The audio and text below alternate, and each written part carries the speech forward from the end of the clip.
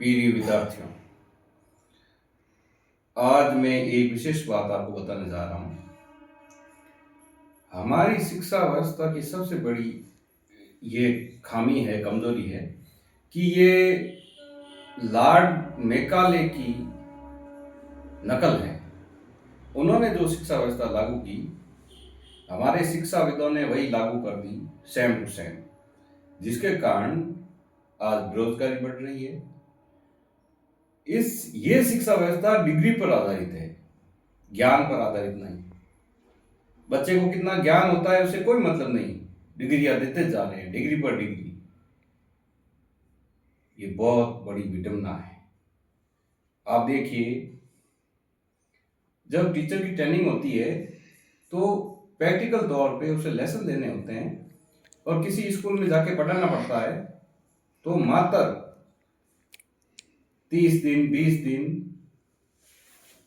की ट्रेनिंग होती है प्रैक्टिकल तौर पे। अगर कोई डॉक्टर बनता है तो उसका कितना होता है, ज्यादा से ज्यादा प्रैक्टिकल 1 साल 1.5 साल, और डिग्री 7-8 साल में दी जाती है या 5 साल में दी जाती है। वो थ्योरी है, जबकि शिक्षा प्रैक्टिकल पर आधारित ज्यादा होनी चाहिए, जिसका अभाव है और जिसके कारण बेरोजगारी भी बढ़ रही है और बच्चे भी इसका खामियाजा भुगत रहे हैं। ये बहुत बड़ी विडंबना है।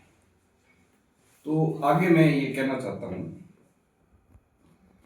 कि इस शिक्षा व्यवस्था में शीघ्र बदलाव आए, इसकी कोशिश सरकार करे, शिक्षाविद करे और आप भी करें। आप भी इस मुद्दे को उठाएं। आज हम अगली पंक्तियां इस पाठ की वो मैं पढ़ रहा हूं। मैं निज रोदन में राग लिए फिरता हूँ, शीतल वाणी में आग लिए फिरता हूँ। हो जिस पर भूपों के प्रसाद निचावर, मैं खंडर का वह भाग लिए फिरता हूँ। मैं निज रोदन में राग लिए फिरता हूँ। इसका अर्थ है, कवि कहता है, जब मैं मधुर वाणी में गीत की रचना करता हूँ तो लोग उसे गीत समझते हैं। वास्तव में वो गीत नहीं, वो मेरा रोना है, वो मेरी प्रेम पीड़ा है जो शब्दों के रूप में प्रकट हुई है। कवि क्या कहना चाहता है कि मेरे रोने को लोग गीत समझ बैठे हैं, जबकि वो प्रेम पीड़ा है। शीतल वाणी में आग लिए फिरता हूं। इसका मतलब यह है, कवि ये कहना चाहता है कि मेरी वाणी मधुर है, लेकिन उसमें प्रेम पीड़ा है, उसी को आग कहा है। शीतल वाणी यानी मधुर वाणी और आग यानी प्रेम पीड़ा। वो जिस पर भूपों के प्रसाद निचावर, मैं खंडर का वह भाग लिए फिरता हूं। इसमें वेदना सब सकती है और ये पंक्ति समझ में बड़ी कठिनाई से आती है, क्योंकि इसके अनेक अर्थ निकलते हैं। पहला अर्थ ये निकलता है कि एक तरफ राजाओं के महल है जो उन्होंने अपनी प्रेमिकाओं के लिए बनाई, दूसरी तरफ खंडर है।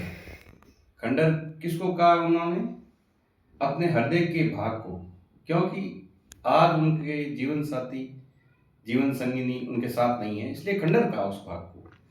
लेकिन वो इतना पवित्र है, वो कवि के लिए इतना वजूद रखता है कि उसे उसकी तुलना किससे ज्यादा की है?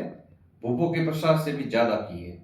दूसरा यह निकलता है इसका भाव कि प्रेम राजाओं ने भी किया है, प्रेम उसने भी किया है। राजाओं ने महल बनाई, लेकिन उसका प्रेम तो खंडर बनकर रह गया, क्योंकि उसके जीवन संगिनी अब उनके साथ नहीं है।